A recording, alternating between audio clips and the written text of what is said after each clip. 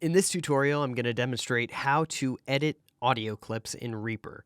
And as an exercise, what I'm going to be doing is taking a song, snipping out bits, and turning it into a new song that sounds nothing like the original. To start, I threw together a nice little lo-fi song, which I'm going to drag in from my desktop. And that will place my audio track at the beginning of the timeline. And Reaper can handle most conventional audio files. So I'm using a .wav or WAV, but it can also handle MP3s, AIFs, and even some video files where you can both edit video or extract audio from video and play around with it. So if we look over here in the workspace, I'm only seeing part of my clip, so I'd like to zoom out, and in order to do that, I can go down here to this bottom scroll bar. This will allow you to scroll through the timeline, but if I hover by the left or right side, you'll see these double arrows appear, and I can click and drag and expand the timeline so that I can see the full length of my audio track. This plus and minus over here on the right side can also allow you to zoom in and out on your track, and then there is a vertical zoom with this plus and minus, or I can hover by the bottom of my track and click and drag up or down to expand the vertical view of my track. As you can see, Reaper has created a nice visual of the audio, so we can see this waveform, and that is essentially the amplitude of the audio clip. And this visual can tell us a lot. You can see patterns in it, and so on a more macro level, you can see movements within a song, these different looking chunks. And then within those chunks, you can see smaller chunks. Those are likely measures within the song. And then if I zoom in really close, you can see peaks and valleys within those. And each of these peaks and valleys are likely beats or notes being played on instruments. And so without even listening to this track and relying solely on the visuals, I'm going to snip out a sound sample. And so the beginning here looks like a great place to start. And so I think I'm going to take this area right here. So if I click here, just so I have enough buffer space, I'm going to hit the S key, and that is going to slice our clip right at the playhead where I clicked. And now we have two clips. I can separate these and start playing around with them.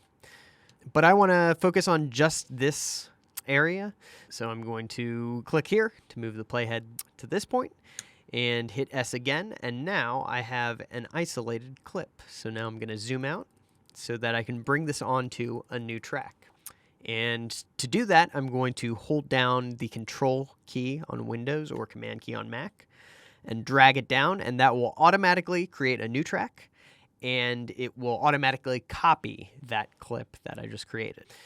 And the reason for doing that is if you need to go back and edit, you still have your master clip here as a reference point, and it can often help with your workflow to work non-destructively, meaning that you don't delete previous copies of assets. And I'm just going to mute this top track so that it's not interfering when we listen to our newly created clip. And I'll make that smaller and zoom in on this new clip. So now we can give this a listen and see if our visuals did give us a nice hint of how the audio might be playing out. And I'm going to hit the space bar to play. And so you'll notice that that clip isn't perfectly focused. You hear a little bit of the beat before and a little bit of the beat after. And the reason for that is because we are snapping to this grid. Wherever I click, it's going to snap to one of these vertical lines. And these vertical lines indicate measures within the predetermined tempo. Your tempo is set by this BPM or beats per minute section. So right now we are at a tempo of 120 beats per minute. And you'll notice if I hover by the side of my clip, these double arrows appear, and I can drag that clip back and forth, but it's always going to snap to that grid by default. And that's because the default settings have snapping enabled over here with this magnet icon. So if I disable that, I can now drag smoothly and not be limited to the tempo grid. Now, if the original song was recorded at 120 beats per minute, it would line up with that grid, and that can make editing a lot more easy. But this song was created at 75 beats per minute. I know because I created it. So the optimal thing to do would be to change your beats per minute to match the original audio. But you might not know what that original tempo was. There are ways to find it through beat detection, but for demonstration purposes, I'm going to be working with a different tempo just to familiarize you with certain aspects of Reaper. I'm going to re-enable the magnet because there is a faster way than disabling and re-enabling that snapping, and that is by holding the Shift key, and as you click and drag the end or beginning of your clip, it will now move smoothly and not be determined by that grid. And so I'm going to drag this to right before that following beat. And I'll do the same to the front so we can start at the beginning of that harp strum. And now, if I replay this, we have a single harp strum. Now you might notice that that strum cuts off at the end very abruptly. It doesn't sound natural. And that's because in our original, it was going into a new strum, but we don't want to include that strum, so we cut it off. So to deal with this, we can fade the track out. And if you hover around one of the top corners, you will see this arch icon. It looks like a quarter of a circle with arrows on the left and right side. And if I click and drag with that icon displayed, it's going to start dragging down this red line. And this red line by default has a downward curve. And as I drag this over, you'll see that the waveform is starting to shrink the more that the curve dominates it. And so that is our visual indicator telling us that this audio track is now fading.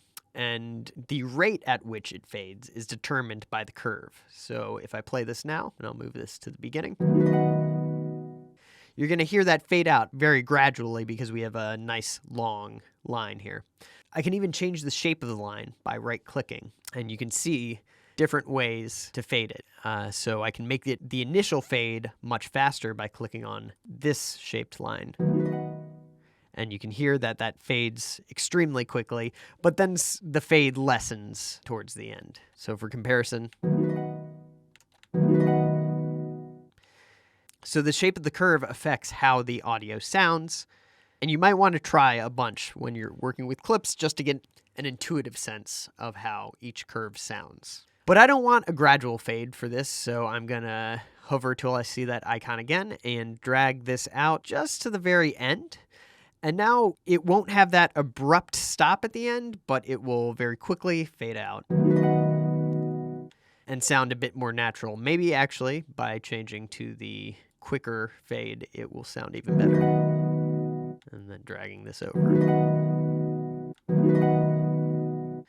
That sounds good to me. And keep in mind, whenever you're mixing audio, you may have to give it a few listens to get it just right. I can also fade the beginning just very minutely, and that will help smooth over any transition into the audio. And so if you're, for example, making a loop for a song or making a sound effect for a video game, having fades at the end allows your audio to sound more natural and allows your audio to not subconsciously upset your listener. Because with abrupt ends, your audio is just going to sound fake and not really immerse your listener in their audio experience. So we've snipped this down, we've faded it to be a standalone clip, but this clip is still sharing the same file as the original. You can see the name has not changed. So if I drag this back out, we're still going to get that original clip because we haven't fully isolated our new clip. So in order to do that and create a completely new file out of this clip, we need to glue it. And that will make a completely new file that will stand alone as its own individual clip. And so to do that, I right-click, and from the pop-up menu, I select Glue Items. And now our clip is its own file. You can see that the name has changed. And if I drag it out, instead of displaying that original audio file, it is instead looping my clip over and over.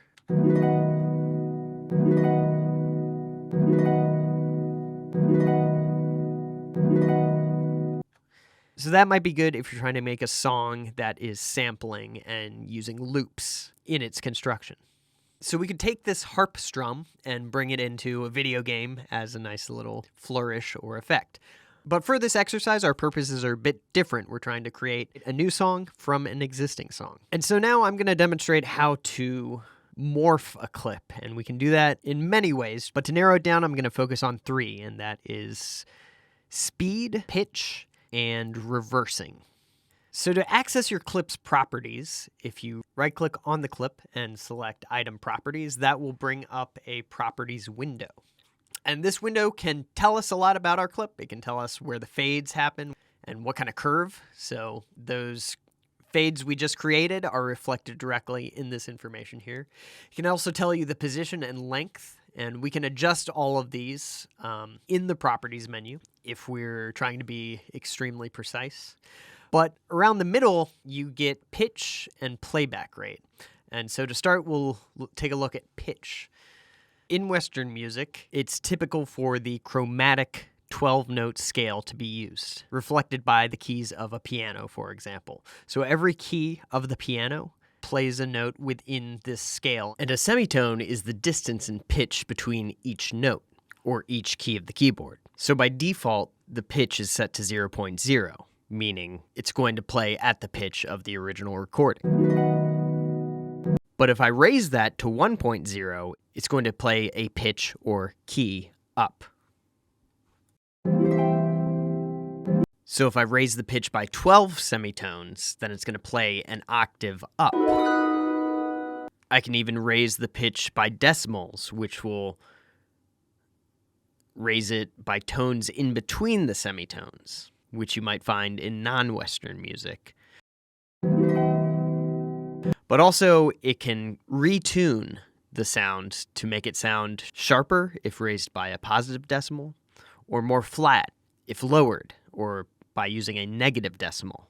So if I duplicate my clip by, again, Control or Command click and dragging, and maintain the original pitch of one clip, but raise the other clip an octave above, our sound will be harmonized with itself an octave up, which will thicken our sound and brighten it because we're using higher pitched tones. By adjusting your semitones by a negative whole number value, you can lower the pitch. So if I duplicate again and lower by 2 octaves, or negative 24, we're going to get a lot more bass, which will make our now harmonized sound fuller and deeper. And this even starts to not sound like a harp anymore. It's almost got tones of an oboe or some other instrument because the lower tones of a harp don't sound this way. We've mixed this synthetically, so we're starting to get more distant from a sound that's physically possible to make. So to get even further from our original, we can change the playback speed of our clip. By upping the speed by 2, we double it. Sounds like the original, just faster. Times 10, this loop starts to sound almost mechanical, like some sort of whimsical engine. Times 100, and this clip becomes almost a new sound wave entirely, often putting the audio in insect territory. In the case of this clip, the shimmering hum of robotic banshees. Now to go in the opposite direction, if we want to slow our clip speed down, we adjust it by a decimal below 1.0. Adjusting by 0.5 gives us half the speed.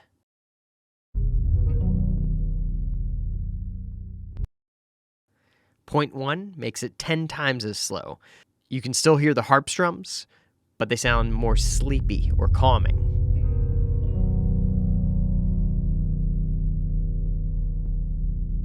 0.01 is 100 times as slow. Now we're in drone territory, perfect for your epic, ethereal, ambient background music.